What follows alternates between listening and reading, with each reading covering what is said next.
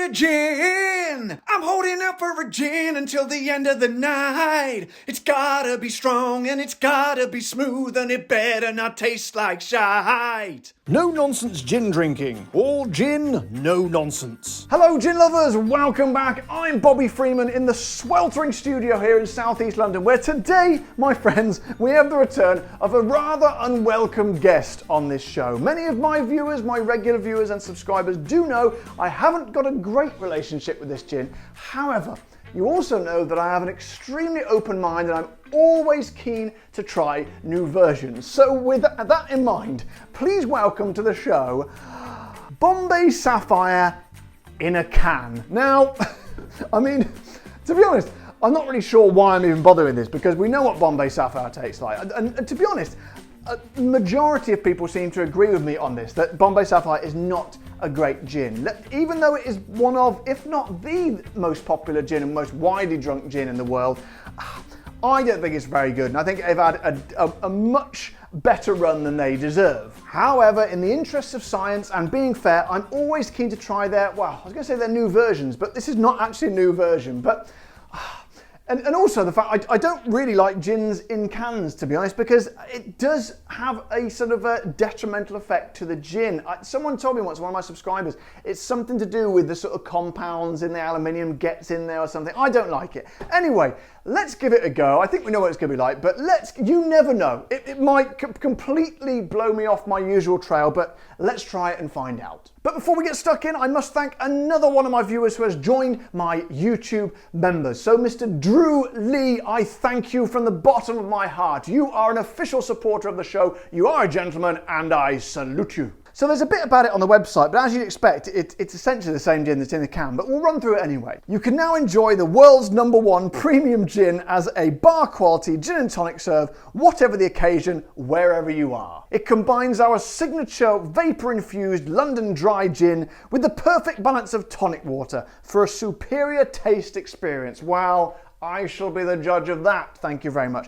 One thing they never mention on these canned gins is what tonic water they use in there, because surely this would be an ideal opportunity to team up with someone like Fever Tree over there, although they refuse to team up with me. Wouldn't that be perfect, you know? Bombay Sapphire gin with Fever Tree tonic water. I don't know, maybe they're not interested. Anyway, nonetheless, let's crack on and give it a try. So, ooh, a lovely little, we can't do a cork test obviously, but it's a nice little, it's a pull thing on the cup of the, no, sod that, it's not going to work. Anyway, let's get it in the old glass and have a little sniff. Now, I'm not expecting wonders here as we know what gin it is, so, oh man alive. Well, to be honest, to be fair, it is difficult to smell a gin which already got the tonic in it because it's probably going to be mostly tonic you're sniffing.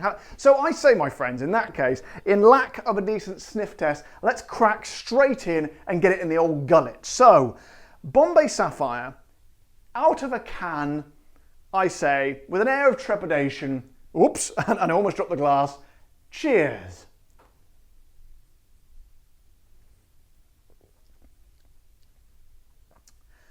Fucking disgusting.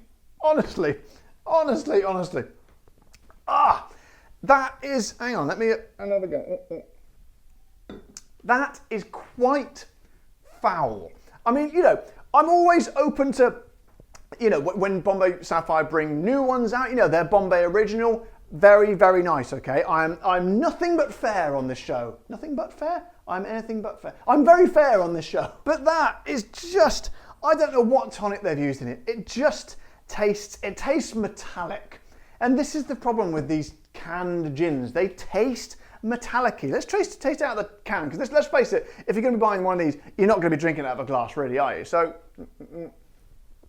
tastes the same, to be honest. But it's a very, very weak. I mean, what's the ABV? How much ABV? Well, it says, but apparently this is 6.5%. So that's whatever's in there. You've got about 6.5%. I can't work that out. But to me, and I think most of you guys at home, that's just going to be too weak. It's a pathetic, half-assed, sort of nice, you know, commercially packaged, convenient version of a gin and tonic. And I think it's taking all the fun, all the personality out of it. And also, it's obviously a bad gin to start with. It tastes more like I'm just drinking a can of tonic. I reckon there's the tiniest little minute. It'd be interesting to know whether they put a full-size shot in there. I don't know.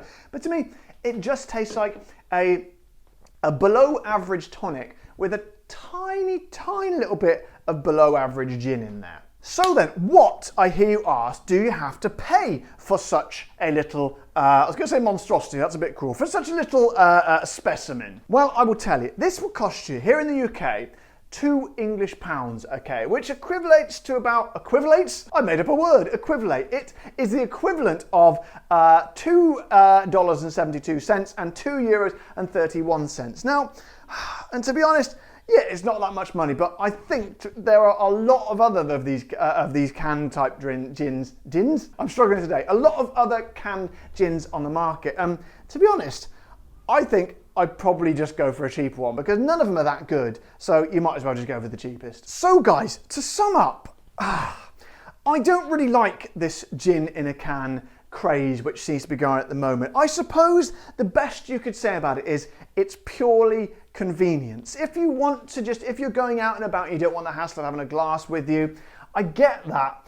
I suppose if you were going somewhere and you literally just wanted to get drunk, that your only aim was to just feel a little bit of the buzz of the alcohol, then I suppose you could just knock back a few of these. Fine, it will have the desired effect. However, if you're looking to enjoy gin and tonic out and about, I honestly, I don't think that's going to happen. And to be honest, in a sort of a shameful sort of a little sort of display of sales tactics, I do some merchandise on the show. I don't really promote it that much, but I do have a rather fetching little sort of receptacle here. This is the No Nonsense Gin Drinking stainless steel tumbler. It is a, I don't know, it's a metal cup, glass essentially. You can take gin out wherever you want. Oh god. You can put gin in it and take it wherever you want. It also keeps it cool because it's a double layered metal thing in there. I don't know, I'm not a salesman, I'm not very comfortable doing this. However, I would say if you did want to go out into the park, nice summer's day like we've got at the moment, you could do a lot worse than buying one of these from Old Freeman.